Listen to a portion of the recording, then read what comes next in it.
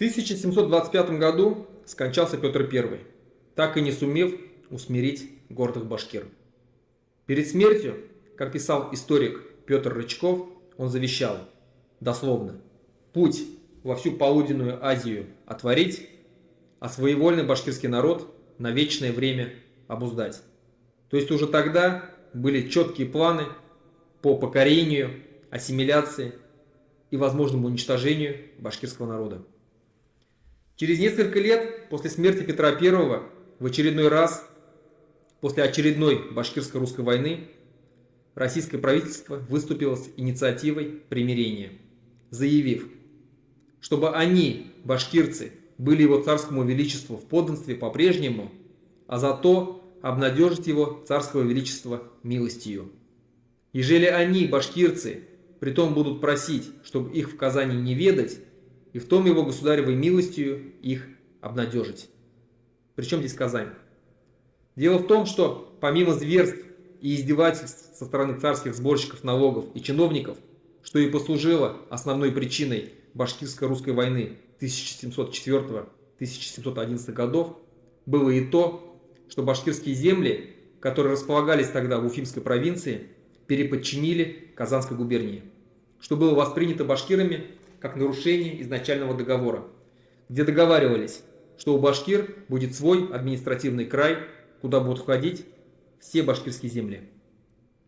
Ту башкирско-русскую войну русские проиграли и сделали на будущее соответствующие выводы и начали готовиться к новой войне.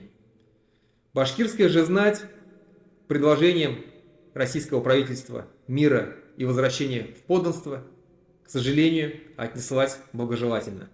И в 1728 году башкирское посольство отправилось в Москву на коронацию царя Петра II для принесения ему присяги на верность от лица всего башкирского народа. В конце июля 1728 года был подписан именной указ императора Петра II об отделении Уфимской провинции от Казанской губернии, о состоянии онной в особенном ведомстве в Сенате. То есть в Сенате было создано особое отдельное ведомство, которое ведало непосредственно башкирскими делами, что говорило о том, что башкирские дела были очень важны для Российской всей империи. И уже 1 мая 1734 года, через несколько лет, по проекту обер-секретаря Сената Ивана Кириллова была учреждена и подписана уже новой императрицей Анной Иоанновной Оренбургская экспедиция. Иван Кириллов по этому проекту планировал построить город-крепость Оренбург для дальнейшего покорения или завоевания всей Центральной Азии с последующим выходом на Индию. Такие были грандиозные планы. Но им не суждено было сбыться из-за гордого и сильного характера башкирского народа. О подготовке Оренбургской экспедиции башкиры узнали в 1734 году из письма из Петербурга от башкирского старшины Муллы, который там в то время находился, Токчуры Альмякова. Это письмо было адресовано Кельмяку Нурушеву, авторитетному башкирскому бию Ногайской дороги. В конце 1734, весной 1735 годов представители всех 4 башкирских дорог съехались на Курултай в Азиеву мечеть.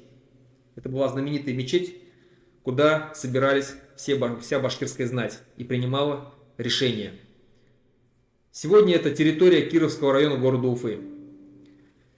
Из опасения лишиться своих земель и свободы, они, по свидетельству Петра Рычкова, приняли решение всеми силами противиться и город Оренбург, ныне это город Орск, строить не давать, толкуя, что из-за того, что им никакой воли не будет.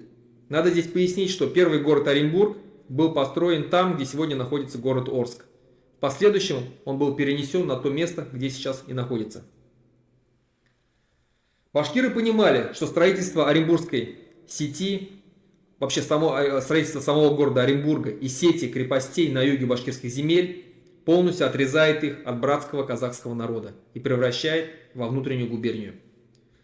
Но в характере башкир не было не было такого, чтобы просто идти воевать. Они всегда пытались договориться, сперва мирно, чтобы не было жертв напрасных. И вот прежде чем начать войну с империей, башкиры попытались договориться в этот раз. В конце мая, начале июня 1735 года башкиры, собравшиеся под Уфой, под руководством Кельмяка Нурушева и Акая Кусюмова, направили к Ивану Кириллову двух своих представителей с требованием отмены решения о строительстве города Оренбурга. Но, как всегда в этих случаях обычно происходило, башкирские послы были подвергнуты допросу и пыткам, один впоследствии из них скончался. Это и послужило началом боевых действий, а также то, что экспедиция Кириллова 15 июня 1735 года выдвинулась из Уфы к реке Орь. Первые столкновения уже произошли в начале июля 1735 года. Летом 1735 года массовое движение башкир охватило уже всю европейскую часть башкирских земель. В начале июля 1735 года башкиры Ногайской дороги, это около 3000 человек, во главе с Кельмяком Нурушевым, напали на команду экспедиции южнее горы Зерган, сегодня это Мирузовский район, и уничтожили 700 драгунов Вологодского полка, уфимских дворян и казаков. Нападению также подверглись русские деревни под Уфой, Табынская крепость, в осаде оказалась крепость Мензелинск и другие населенные пункты, в том числе населенные пункты Закамской черты и Закамской линии. К движению примкнули жители Осинской, Казанской и Сибирских дороги, то есть все 4 дороги башкирских земель начали воевать. В августе был разгромлен продовольственный обоз, шедший в Оренбург. Основные силы повстанцев сосредоточились в излучине реки Агидель и вдоль реки Демы. То есть это сегодня примерно там, где располагается Уфа. Для борьбы с башкирами была создана комиссия башкирского дела. Против башкир был проведен ряд карательных экспедиций. Общая численность карательных отрядов превышала 20 тысяч человек. В этот раз русскими была принята тактика уничтожения башкирских сел. Так они старались очистить башкирские земли от башкирского коренного населения. В первой половине января 1736 года произошли события, в которых появилось название «Сиантусская трагедия». Манкурт, отрекшийся ради карьеры от своего собственного татарского народа и своей исламской веры, ранее называвшийся Мурза Кутулмухаммад Тевкелев, оставший впоследствии крещения Алексеем Ивановичем Тевкелевым и получивший звание полковника, активно принялся участвовать в уничтожении башкирского народа. Он выступил из Уфы в Бирск, где стал собирать силы для похода на Сибирскую дорогу в долине реки Ай, где, по словам Петра Рычкова, было самое главное бунтовщичье собрание. Вскоре под его командой собралось около 2000 человек регулярных и нерегулярных войск. Кто такие нерегулярные войска? Туда входили на тот момент казаки, мишари и верные башкирцы. Да-да, сами башкирцы тоже участвовали в подавлении своих же башкир. К сожалению, в истории башкирского народа такое тоже было. План наших же башкир, которые воевали с Российской империей, состоял в том, чтобы, дождавшись выступления полковника из Балыкчинской волости на реку Ай, атаковать его сзади и спереди в одном из горных ущелий. Однако Тевкелев разгадал этот замысел и отказался от похода, боясь встречаться в открытом бою с башкирскими войсками. 19 января 1736 года Тевкелев прибыл в аул Сиянтус Балыкчинской волости. По-башкирски это будет Хюентус. Схватив несколько человек из числа местных жителей и после пыток добился от них признательных показаний относительно их намерений. А уже 24 января полковник для устрашения башкирского народа устроил резню, вошедшую в историю как Сиантусская трагедия. Петр Рычков, который лично присутствовал при этом, писал: «Близ 1000 человек с женами и детьми, их в онной деревне перестреляно и от драгун штыками переколото. Сверх того 105 человек забраны были в один амбар и тут огнем сожжены». Причем всего удивительнее, что многие из тех воров, будучи в огне, имеющиеся в амбаре копья со многими хульными и бранными словами, стоящих тут драгун, выбрасывали и нескольких тем поранили. И таким образом вся онная деревня Саянтусы и жители с их женами и детьми от мала до велика через одну ночь огнем и оружием погублены. То есть солдаты убивали мирных жителей, женщин, стариков и детей. А тех мужчин, что согнали в амбар, они сожгли заживо. Но даже находясь в горящем амбаре, башкиры умудрились ранить несколько русских карателей. И я никогда не поверю, что Петр Рычков просто сидел и записывал все, что происходило вокруг. Скорее всего, я уверен в том, что он тоже лично принимал участие в убийстве башкирских жителей. О стиле ведения войны полковника Тевкелева говорит тот факт, что он не рискнул скрестить оружие с руководителями башкирских войск Юсупом Батыром и Тюлькучара Батыром в открытом бою. Хотя силы противоборствующих сторон были примерно равными. А предпочел расправиться с жителями Балыкчинской и других властей, чтобы устрашить других башкир. В дальнейшем тактика выжженной земли, опробированная кровавым полковником, стала применяться повсеместно. Но испугало ли это башкир? Отнюдь нет. Наоборот. Весть о зверской расправе Тевкелева над населением Балыкчинской волости всколыхнула всю Башкирию и привела к резкой активизации боевых действий. Весь 1736 год проходит в непрерывных сражениях. В конце января 1736 года Юсуп Батыр Арыков, башкир рода Каратабын, уничтожает гарнизон Верхнеяицкой крепости. Сегодня это город Верхнеуральск. 14 февраля Тюлькучара Батыр Алдагулов, башкир рода Кудей, под Уфой наносит поражение отряду секунд-майора Ртищева, состоявшему из Уфимского гарнизонного полка, уфимских дворян и казаков. Затем он же нападает на населенный пункт Богдан-Каши, превращенный Тевкелевым в крепость, и уничтожает еще одну драгунскую роту. А 25 июня 1736 года тот же Тюлькучара Батыр атаковал Астраханский драгунский полк и нанес ему поражение. А сам командир полка, полковник Арсеньев, был ранен и еле успел сбежать. В это время башкиры Гайнинской волости разгромили отряд Вольницы. Это такое русское добровольческое ополчение, состоявшее из осинских обывателей, 800 людей с ружьями. А затем вынудил с потерями отступить другой отряд Вольницы, состоявший из 1500 человек. За это главнокомандующий карательными войсками генерал-лейтенант Румянцев был подвергнут жесткой критике со стороны императрицы Анны Иоанновны. 29 июня 1736 года вождь башкир Ногайской дороги Кельмяк Абыз Нурушев напал уже на лагерь самого генерала-лейтенанта Румянцева, который стоял близ аула Урмекей Казанской дороги Башкирии, пытаясь освободить из плена своего соратника и друга, главу рода Тамьян Акай Батыра Тюлекеева. Внезапность атаки едва не привела к разгрому 2000-го отряда правительственных войск. Убив более 2 рот солдат, башкиры вынуждены были отступить. Потрясенный неудачами, Румянцев пишет рапорт о переводе его в действующую армию, воюющую тогда, в то время, с Османской империей, и успешно отбывает на фронт, то есть бежит из Башкирии. Но все же, из-за огромного количества царских войск, более худшего вооружения у башкир, война-то была проиграна. Всего в ходе войны 1735-1740 годов башкиры потеряли убитыми, казненными, розданными в крепостные, сосланными в ссылку от 40 до 60 тысяч человек. Как считают историки, это был первый геноцид башкирского народа. Каратели, которые приводили этот геноцид в действие, были Александр Румянцев, Василий Татищев, Алексей Тевкелев, Иван Кириллов, Василий Урусов, Леонтий Саймонов и башкир Таймас Шаимов, прообраз сегодняшнего Радия Хабирова.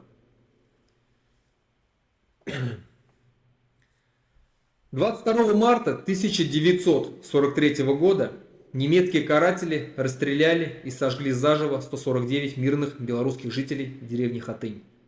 Сейчас об этой трагедии знают все. В ночь с 25 на 26 февраля 1992 года армянские вооруженные формирования при участии военнослужащих 366-го гвардейского мотострелкового полка Вооруженных сил Российской Федерации убили 485 мирных жителей азербайджанского города Хаджалы. Это официальная цифра по данным расследования парламента Азербайджана. И об этой трагедии тоже все знают. Почему же все слышали об этих актах геноцида? Потому что об этом каждый год и белорусы, и азербайджанцы говорят открыто. Потому что власти Белоруссии и Азербайджана ежегодно проводят траурные мероприятия и вспоминают невинно убитых людей. Но почему же башкиры так мало об этом говорят?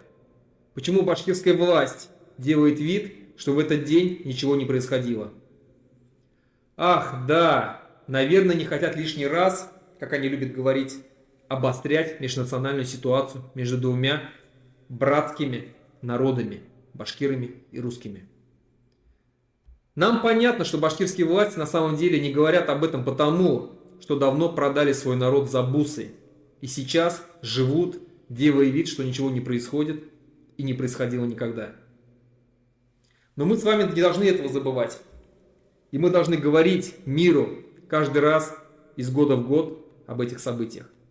Мы до сих пор не услышали от российских властей слов извинений за те события.